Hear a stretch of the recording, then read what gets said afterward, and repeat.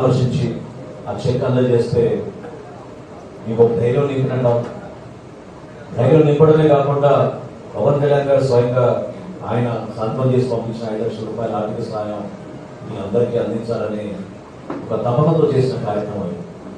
ఆ గుర్తింపు ద్వారా స్థానికంగా మీకు ఎప్పుడైనా ఏమైనా సమస్యలు ఉంటే మా జిల్లాలో ఉన్న నాయకులు, జన సైనికులు, వీర మహిళలు అందరూ కూడా కలిసికట్టుగా మీకోసం నిలబడేటట్టు, మీ బిడ్డల జాగ్రత్తలు చూసుకునేటట్టు ఆ సందర్భంలో ఒక పిలుపు ప్రతి ఒక్కరు కూడా మీకు ఉన్నాం ధైర్యంగానే చెప్పడానికి కోసం చేసిన ప్రయత్నం చాలా వరకు చేశాం.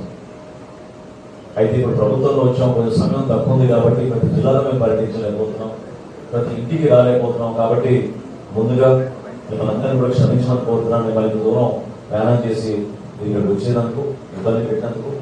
అయితే ఇందులో మనం ఆలోచించాల్సింది ఏంటంటే మనందరం ఒక కుటుంబం,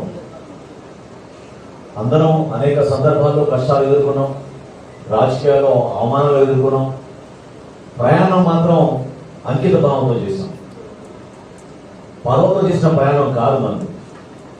కొంతమంది తెలియక రకరకాలుగా ఈ రోజున పవన్ కళ్యాణ్ గారి గురించో లేకపోతే ఆయన చేపట్టిన పదవి గురించో మాట్లాడుతూ ఉంటారు.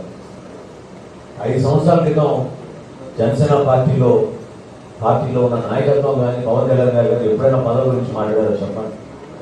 ఆయన అన్న మాట ఒకటే, మనం ధైర్యంగా ప్రజల కోసం నిలబడితే, పార్టీ కోసం మనం కష్టపడి పనిచేసుకుంటే పదవులే మన దగ్గరికి వెతుకుంటూ వస్తాయి. దానికోసం నిలబడ్డ మన జనసేన పార్టీ. కొంతమంది మరి వాళ్ళు ఏమన్నా మూర్ఖులని అనాలి.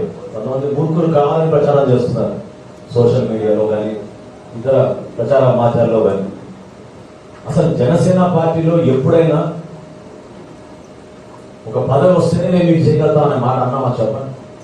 పదవి వచ్చినా రాకపోయినా ప్రతిపక్షంలో ఉన్నా ఇటువంటి కార్యక్రమాలు చేసుకుంటూనే వెళ్ళేవాళ్ళం, ఇప్పుడు కూడా చేస్తూనే ఉన్నాం. అదే జనసేన పార్టీ ఒక గొప్పతనం. ఈరోజు ప్రభుత్వంలో ఉన్నాను కాదు మనం చేసింది ఈ కార్యక్రమం.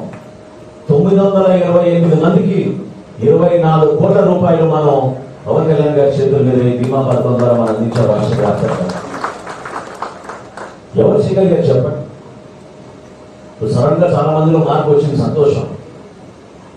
ఇందాక హరిప్రసాద్ గారు చెప్పినట్టు ఒక కుటుంబానికి 5 లక్షలు, ఇంకో కుటుంబానికి 1 లక్ష, మరో కుటుంబానికి 50,000, లేదా స్థానికంగా ఉన్న నాయకత్వం బలంగా ఉంటే వాళ్ళందరూ కలిసి పోగు చేసి ఆ కుటుంబాన్ని ఆదుకునే విధంగా గమనించుకుంటూ వచ్చేవాళ్ళు. ఇతర దేశాల నుంచి మన జన సైనికులు స్పందించి వాళ్ళ గ్రామంలో మన జిల్లాలో ఉన్న ఆపద జరిగితే వాళ్ళు నిలబడేవాళ్ళు మన జన సైనికుల కోసం. పవన్ కళ్యాణ్ గారు స్వయంగా ఎన్ని సందర్భాలు డబ్బులు ఇచ్చారో ఎంతమంది గుర్తుందో చెప్పండి. ఎన్ని కోట్ల రూపాయలు ఆయన తన సొంత నిధుల నుంచి మన ప్రజలు ఆపదలో ఉన్నప్పుడు కాపాలనే ఆలోచనతో ఆయన ఇచ్చిన సందర్భాలు మీరు మర్చిపోతే ఎట్లా ఒకసారి గుర్తు చేసుకోవాలి. దానికోసం చేశాం ఈ ప్రయాణం. నిజాయితీగా, నిబంధనతోటి రాజకీయాల్లో ఒక మార్పు రావాలి, పదవుల కోసం కాదు, విలువలతో కూడిన రాజకీయాలు చేయాలనే ఆలోచనతో మనం జనసేన పార్టీలో కష్టపడి పనిచేసాం. అదే మన గొప్పతనం. గొప్పతనం ఎందుకంటున్నారంటే ఈ రోజు చేసి ఎవరైతే విమర్శలు చేస్తున్నారో, ఈ రోజు ఎవరైతే చిచ్చులు పెట్టాలని ప్రయత్నం చేస్తున్నారో మీరందరూ కూడా గుర్తు పెట్టుకోవాలి. పవన్ కళ్యాణ్ గారు ఏ రోజు కూడా ఒక పదవి కోసం ఆయన ఆశించలేదు. నిజాయితీగా, నిర్భయంగా సమస్యలపైన ప్రజల పక్షాన రాష్ట్ర అభివృద్ధి కోసం నిలబడ్డారు. 2014లో విభజన జరిగినప్పుడు, రాష్ట్రం విడిపోయినప్పుడు మన ప్రజలు ఏమైపోతారనే బాధతోటి, ఆవేదనతోటి ఆ రోజు జనసేన పార్టీని స్థాపించారు ఆయన. ఆ రోజు నుంచి కూడా ప్రతిరోజు సమస్య లేదు మన రాష్ట్రంలో. ఈరోజు మనందరం కూడా గుర్తు పెట్టుకోవాల్సింది, మన జాతి నిర్మాణం, మన దేశ నిర్మాణం ఎంత కష్టమైన పరిస్థితులు జరిగిందో ఒకసారి తెలుసుకోవాలి. ఆ రోజు స్వాతంత్రం వచ్చిన తర్వాత మనకు ఒక రాజ్యాంగం లేదు. రాజ్యాంగ నిర్మాణం కోసం కాన్స్టిట్యూంట్ అసెంబ్లీ అప్పుడు ఫామ్ చేసినప్పుడు 3 సంవత్సరాలు చర్చించారు.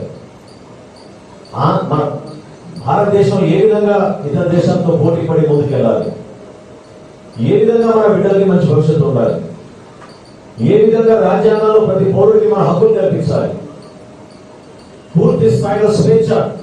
ఎప్పుడైతే మనం స్వాతంత్రోద్యమంలో నిలబడి పోరాటం చేసి బ్రిటిష్ వాళ్ళని తల్లికొట్టి మన స్వాతంత్రం మనం తెచ్చుకున్నామో తెచ్చుకోవడానికి ఫలితం దక్కే విధంగా ఆ రోజు రాజ్యాంగ నిర్మాణం జరిగింది. రాజ్యాంగం అంటే ఒక కాగితమో ఒక గ్రంథమో కాదు. రాజ్యాంగం అంటే ఒక స్పిరిట్, ప్రతి ఒక్కరిలో ఉన్న బలం అది. అది గుర్తించే పవన్ కళ్యాణ్ గారు ఎప్పుడు చెప్తూ ఉంటారు కాన్స్టిట్యూంట్ అసెంబ్లీ డిబేట్స్ గురించి. నాకు కూడా దాన్ని ఆ సెట్ బుక్స్ అంతా నాకు ప్రజెంట్ చేశారు ఆయన.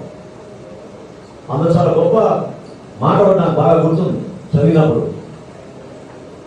ఒక నాయకుడికి విజన్ లేకపోతే ప్రజలు నష్టపోతారు, దేశం నష్టపోతుంది.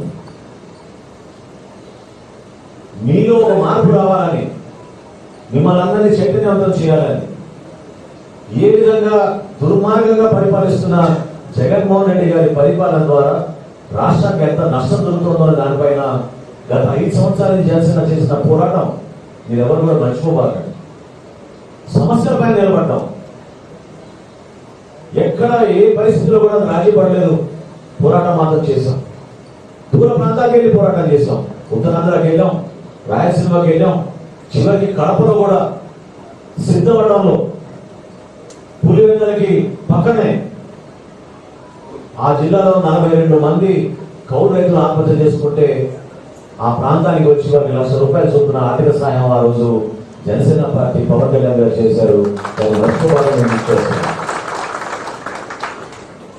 సమస్యల మీదే మనం పోరాటం చేశాం. రాజకీయ విమర్శలు చేయలేదు, వ్యక్తిగత విమర్శలు ఎప్పుడు చేయలేదు. జనసేన పార్టీలో అంకిత భావంతో మన దేశం గురించి, మన రాష్ట్రం గురించి, మన ప్రజల కోసం నిలబడ్డాం. అటువంటి పవన్ కళ్యాణ్ గారి గురించి మన పార్టీలో చేసే ప్రతి కార్యక్రమంలో క్షేత్రస్థాయిలో మన పార్టీ బలోపేతం అయ్యే విధంగా మీరందరూ కూడా కష్టపడాలి. వేదిక పైన కూర్చున్న నాయకులందరూ కూడా నేను కోరుతున్నాను, ఒక్కసారి మీరు